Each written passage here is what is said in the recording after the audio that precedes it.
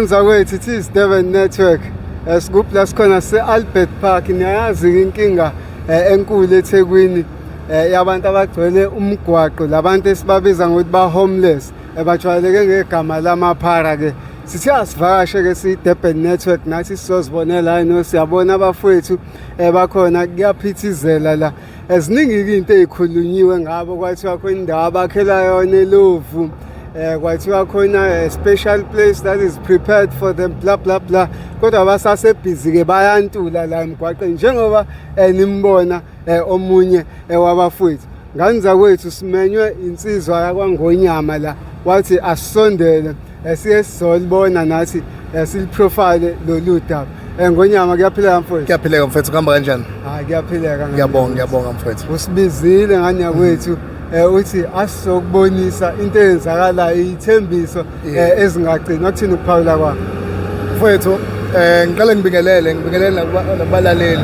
Yes. Udaba ukuthi ngize ngilibize mina nguThulani Ngonyama. Yes. Ophuma kuBuntu Spirit Foundation. Yes sir. Udaba ukuthi ngize ngilibize mfowethu ukukhathazeka. Yes. Nje ubona abafowethu begcwele abantu abamele ikusasa lase South Africa, and nje ubabona kufa thina ikusasa lethu eSouth Africa, which means South Africa ngeke kusasala nabantu.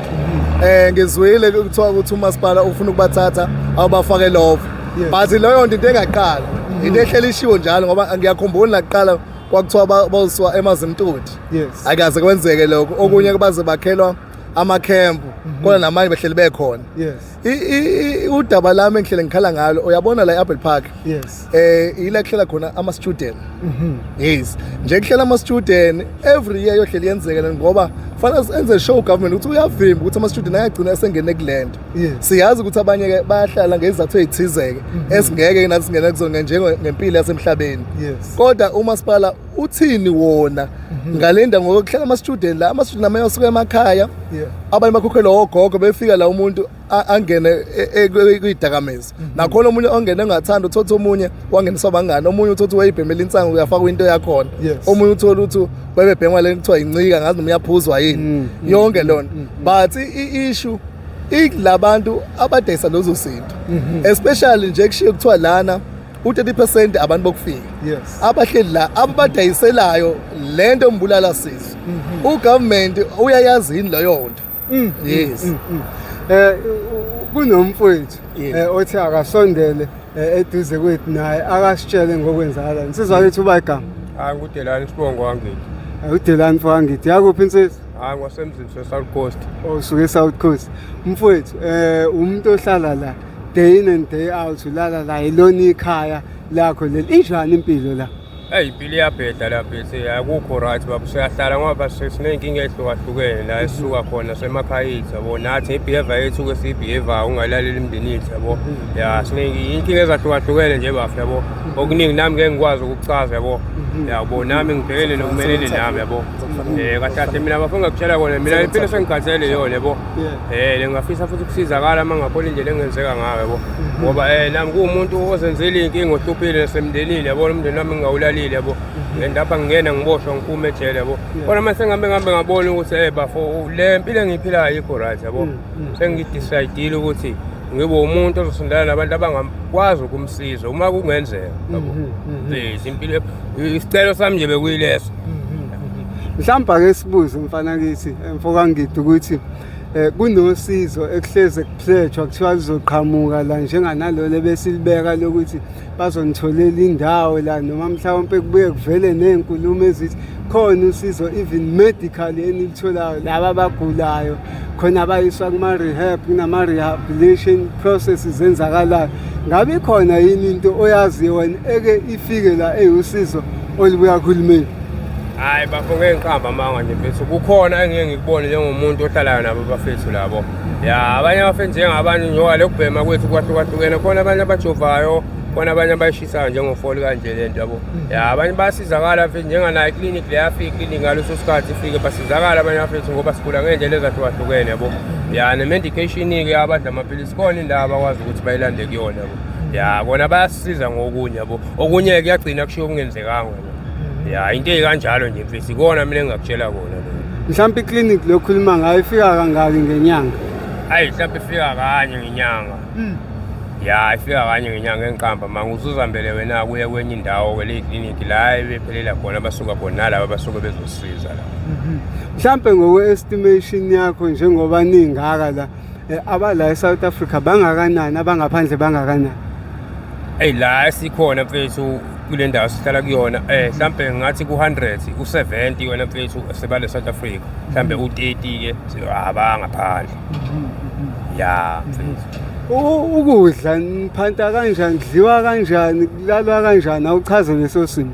Hayi bafo ukudla njengoba ngisho impilo la isezandleni zakho uyabona into yokudla uyazamela ukulala ke njengoba kule ndawo esihlala kuyona nami engificele kuyona esikhulumela kuyona ya siyakwazi ukusichuphisana yabo ngoba siya understandana nabafethu esihlala nabo yabo kodwa nje kwempilo ukudla nje kwelele sibhema wazi umuntu uhambe uzamela kusezandleni zakho yabo ya yona impilo ezimeni siphanda ngendlela ezahlukahlukene ya ungizimi lokho yabo.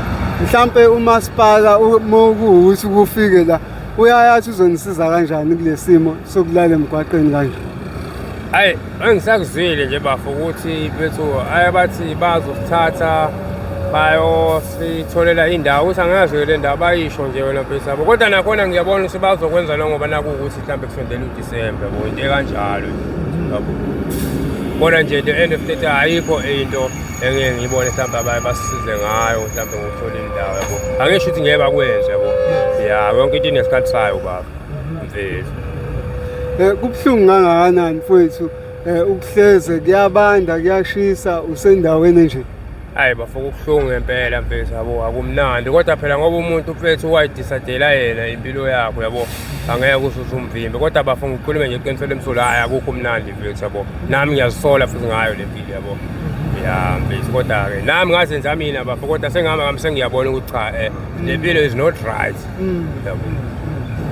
Mfoka ngonyanga iyakhuluma insizwa ukhuluma ngento ezihlukahlukene ezenzeka la ungayirepapa noma ungayigoqa uthini? Mina mfethu ngiyajabula ukuzwa kuyona lento ikhulungu mfethu. Mina ngiphatheka kabi ngoba uyayibona lensizwa isencane and lensizwa besibheke kusasa kuyona. Ngineshona abakubo umuntu befika kulomhlaba usuke ezoshintsha isimo sasekhaya. Yes sir. Usuke kuyi foundation abazali bethu mase betshala as a roots ukuthi mase isiplande kahle. So now umfowethu yena bekuyena ngineshow bekuyintsika yakho bethembele kuyena. So izinto zomhlaba ke ku-organization ephuma kuyona Ubuntu Spirit Foundation which means our campaign is to bring back spirit of ubuntu. Yes. Njengamanje izinto ezi-affect abafowethu nezinto abakhala ngazo ngoba siyakwazi ukuthi nje kudla nje ngishilo ngathi ama-student agcwele la kubuhlungu angifuni uqamba ngoba yi-youth yase-South Africa. So I wish ukuthi u-government because hayi ukuthi abayazi lento into yala i-Abel Park since 2006 kudala yaba kanje ayikho into abake basiza ngayo babasusa la babasela kuthiwa mhlambe kunento enziwe itende kufanele basuke kulona kusuke kuthiwa kunento kanje kudliwa imali kumanje into eyenzeka la ngeke siqamba manga nje eshilo umfowethu bahlule indlela abaphanda ngazo but abantu abala bekho safe itheku le mfowethu kufanele athathe ama-tourist uhamba imoto la akuphephile ingane ifunda esikolweni akuphephile yayiwo lona ngeke sisho ukuthi ibona nje eshilo ukuthi ngendlela ehlukile abaphanda ngayo bakhona abenzayo u-30% akubona abantu bala eSouth Africa. If ugovernment bayazi bekufanele ngabwenza into aba-check labantu banayo yini amaphepha ama-documentary okuhlala eSouth Africa first okhombisa ukuthi thina silidwa ama-leader anganendaba nabantu base-South Africa banendaba ngamakhukhu abo ngento zabo ukuthi batholani kuney'ngane ey'fundile la eziney'tifiketi ey'hleli la ugovernment kufanele ngabe kuthiwa wenza i-program uyafika uyazi ukuthi okay kunabantu abanama-skills kanje okay siyobathatha siyobasiza kanje angathi siyobathatha bayohlala akalayo program ngabo ukuthi bayohlala still umuntu ohlalayo angaphuma futhi phinde kwenzeke the same thing ungabavalela futhi kusafana ayikho into eshintshile which means siphethwe abantu abanganawo ama-ID abantu abangacabangi. Yes mfoka ngithi ake ngithi uma unganikwa ithuba lesibili mhlawumbe sithi ugovernment khona indawo anibeka kuyona aninikeze amathuba ukuthi ndoda nayi plumbing ikhona uma ufuna ukuyifundela naku ukubeka isitina kukhona uma ufuna ukukufundela abeka into ezihlukene ongayifundela ungalithatha ithuba elinjalo? Ungalijabulela kakhulu mina ngoba ngumuntu nje ukhuthele yabo ngoba ngikhulele emakhaya umsebenzi engithanda kuyiko nje kwaphazamiseka nje ngenxa yalama drugs ngajabula kakhulu mina ngasengisizakala Yiluphi usizo-ke lwakho nje empilweni kuwena onganje uyalidinga njengamanje ngempela? yabo njengathi ngiyadinga njengamanje ukuthi mhlambe ngikwazi ukuthi mhlambe ngithole indawo e-rehab yabo ngiqale ngikwazi ukusizakala ama-drugs kuqala ngoba inkinga ilapho kuqala kube ziyaqala yabo ngoba ngeke ngisho ngangithatha amanje sizosebenza ngeke ngize ngisebenze bafuna ukudlala ngawo bafike ngihambe kabili kathathu ngifuna imali bese ngiyabaleka yabo lento inkinga bafuna ukuthi ifanele uqale iphume yona egazini ya mfethu kuyima-ke uklineke nje igazi ube umuntu ufane njengabo bonke abantu yabo ukwazi ukuphila bese siyaqala yabo nawe lobe sobona khona ukuthi cha hayi lo muntu uyaphila nawe uyakwazi ukwenza 1 no 2 yabo mfethu ngoba manje impilo ayihambi kahle wena mfethu mangabe siphila kanjena yabo bafo mina ngajabuleka kabi ngithola nje i-rehab bafo isizakale kule nto engiyibhemayo bese-ke mhlawumbe sengasebonakala-ko mhlawumbe kunalo into olitholayo naso uzongabona ukuthi cha insizwa esebenzayo le iyona nje into engayisicela kakhulu kumina leyo mfethu engingayijabulela futhi yabo Sesiphethe mfowethu Ngonyama? Yebo. Sesiphethe. Mina mfowethu ngingacela ukuthi uhulumeni osiphethe akabe serious. Nje esemandleni uphethe abantu. Yes. Nje ephethe abantu fanele enze sure ukuthi uyabavikela abantu base South Africa. Uyazivikela izingane. Next year kuzezi izingane eziphuma ema-high school ezizofunda ezohlala eThekwini. Zizobe zihlala e-Abel Park. Asivimbi ukuthi kungenzeki into nje ngoba ikusasa lezingane liyaphela, isasa le South Africa liyaphela. Yabo nje nathi sesibadala. Njengilana ngumalume, ngubhuti, ngubaba. Ngeke ngithande ukubona isizwe sethu sifela kuthina. Kanti eSouth Africa abantu abafa ababefelana. Mesuthu uhulumeni okhona ekuthiwa abantu abamnyama ayizosibulala ongalandaba nathi. So ngingasho nje ukuthi ucela uhulumeni abe serious. Angalokho ekhuluma izinto zizobathatha lokho kudliwe imali. Akenze into serious, abe nama skills awenza, abe nama program awenzayo. Akwazi ukubenefit abantu. Siyabonga. Kanza kwethu sibonile ukuthi la akuhleli kuphela abantu abangafuni ukushintsha impilo. Akuhleli kuphela abantu abafuna ukuthi dekhe. But there are educated people, some that are holding degrees and masters. Kuyona le ndawo. So kubalulekile ukuthi uhulumeni ngelinye lamalanga azobheka ukuthi yini ekhona la ngaphansi kwe-bridge. Nizoyazi-ke nonke abantu bakithi le ndawo. It has been trending yabantu abagcwele phansi kwe-bridge abenza kuhambe ngokusabeka kulabantu esibabiza ngama-pedestrian. Besikhona esi-Durban Network sizolibheka lo daba. Sesivala nje kanjalo sithi abake baphinde babonana basiphinde babonana. Danko. Thank. Futhi siyabonga kakhulu. Uthi siyabonga. Siyabonga.